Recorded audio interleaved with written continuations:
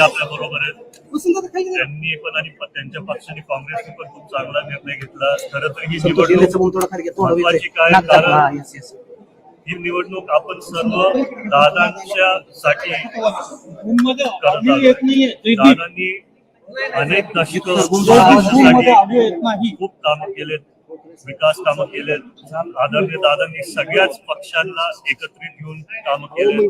एका काळात काँग्रेस आणि राष्ट्रवादी पण एकत्र होते, तेव्हा पण दादा म्हणजे आपली सरकार होती. आता महायुतीची सरकार आहे. पण मला वाटतंय की सगळ्याच पक्षातल्या वरिष्ठांनी चांगला निर्णय घेतला. दादांना तसं खरी आदरांजली म्हणून हा निर्णय घेतलाय आणि मी त्यांच्या सर्वांचा खूप खूप आभार मानतो. आता कालपासून आम्ही सगळ्याच उमेदवारांना भेटतोय. जितके आपण फॉर्म्स माघारी घेऊ शकतो तेवढा प्रयत्न चाललाय. पण ज्यांची काय उमेदवारांची काय मागणी होती, नाहीतर खरं तर त्यांच्या एकदम छोट्या मागण्या होत्या की आमचं इथं कुठेतरी काम अडकलंय, नाहीतर आम्हाला इथं तरी मदत पाहिजे, नाहीतर आम्हाला तुमच्यापर्यंत पोहोचून तिथं आधी दिलं नाही. तर असे त्यांची काय कारणे होते. बारामतीच्या उमेदवारांनी बऱ्याचशा उमेदवारांनी अर्ज मागे घेतले, परंतु आपण बघतो की यामध्ये आता इतर जिल्ह्यातील उमेदवारांचे अर्ज आहेत. त्याच्यामध्ये उदाहरण द्यायचं झालं तर सातारा जिल्हा असेल, सोलापूर जिल्हा असेल, बीड जिल्ह्यातील अशा उमेदवारांनी उमेदवारी अर्ज या निवडणुकीमध्ये ठेवलेले. अशा उमेदवारांना आपण काय सांगाल? उमेदवारांना बघा, तुम्हाला मी आधी पण बोललोय, दादा असताना पण मी सारखं बोलत आलोय की सगळ्यांना निवडणूक लढायचा अधिकार असतो. त्यांनी दुसऱ्या जिल्ह्यातल्या लोकांनी तसं निर्णय घेतला असेल त्यांनी घेतला असेल, तर त्यांना मी काय बोलू शकतो. दादा 53 पैकी आतापर्यंत 27 उमेदवारांनी मागे घेतलेली आहे. अवघे 15 मिनिटं बाकी होईल असं तरी वाटत. प्रयत्न तर चालू आहे आमच्या सर्वांचाच. झालं तर चांगलंच होईल, नाही झालं तरी ठीक आहे. कशा पद्धतीने इलेक्शन लढणार आहोत? तर पहिला बघू आपले पुढचे उमेदवार कोण आहेत. आकाश मोरे जे आपल्या बरोबर आहेत, एक मोठा पक्ष म्हणून त्यांनी तिथं उमेदवारी दाखल केलेली, तर त्यांनी तो नाकारलाय. तर आता कुठेतरी आम्हाला पण मनाला बरं वाटतं की सगळेच पक्ष एकत्रित येऊन दादांसाठी ही निवडणूक लढतील आणि भविष्यात त्यांच्या पण पक्षाचे काय प्रॉब्लेम वगैरे असतील, अडचणी असतील, त्याच्यात आम्ही त्यांना नक्कीच साथ देऊ. काँग्रेसचे आभार मानताय? काँग्रेस मी मनापासून खूप खूप आभार मानतो. यावर मी काहीतरी बोलतो की महाविकास आघाडीचा म्हणजे अजितदादांच्या मनातला जर मुख्यमंत्री झाला महाविकास आघाडीच्या माध्यमातून, खूप 2029 मध्ये आपण तसा प्रयत्न करूया.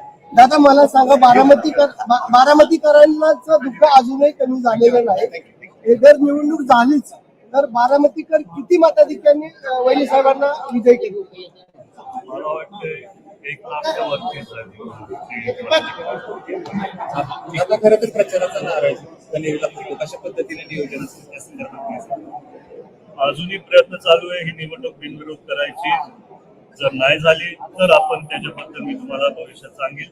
पण मला वाटते जर अशी वेळ आलीच तर दादांच्यासाठी आमच्या मनात आहे की कनेरीला जाऊन पाया पडायचे आणि तिथं आपली पहिली सभा व्हायची. तर त्या दिवशी नुसतं तिथं जाऊन बसायचं, दादांना एक श्रद्धांजली म्हणून तिथं अर्धा तास बसायचं, त्या दिवशी प्रचार नाही करणार आणि त्याच्या पुढे आपण सभा होणार त्या दिवशी तिथे नाही, सभा मी नाही करणार. आत्मचिंतन त्या ठिकाणी जाऊन बघतो. ओके,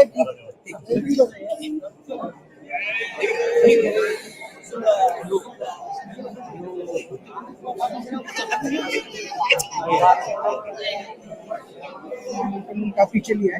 क्या कहेंगे कांग्रेस उम्मीदवार का आभार मानेंगे? हिंदी उम्मीदवार का आभार मानता हूँ और कांग्रेस पक्ष का भी आभार मानता हूँ कि उन्होंने उनके उम्मीदवार को बताया कि उनका फॉर्म वापस लेने के लिए।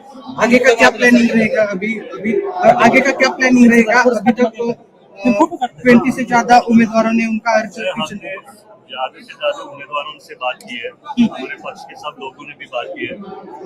जितने फॉर्म्स हम वापस ले सकते हैं उतनी हमारी कोशिश था। आगे का प्रचार वगैरह कैसा रहेगा? आगे का प्रचार अभी देखते हैं, अगर एक निवडणूक बिनविरोध हुए तो अच्छा ही होगा, अगर नहीं हुए तो आगे का कुछ दिनों में आपको बता दूंगा। कनेरी में सभा रहेगी? कन्हेरी में सभा वगैरह कुछ होने वाला है? नहीं, कनेरी में हम जाके उधर थोड़ी देर भगवान के सामने जाके प्रार्थना लेंगे और दादा के लिए उधर जाके आधे घंटे जिधर पहले सभा रहती थी उधर जाके श्रद्धांजलि अर्पण करेंगे। दादा, पार्थ पवारांनी आज खासदारकीची शपथ घेतली, काय भावना आहे? पार्थ दादांनी खासदारकीची शपथ घेतली, काय भावना आहे? भावना तर खरंच दादा त्यावेळेस असायला पाहिजे होते. तुम्ही बघितलं पार्थांनी दादांचंच गुलाबी जॅकेट तिथं घातलं आणि त्यांनी ती शपथ घेतली. मनापासून भावना तर खूप आहेत, पण त्याच्याबद्दल दादांसाठी मी आज नुसतं थोडं शांत बसलो. टाका मला.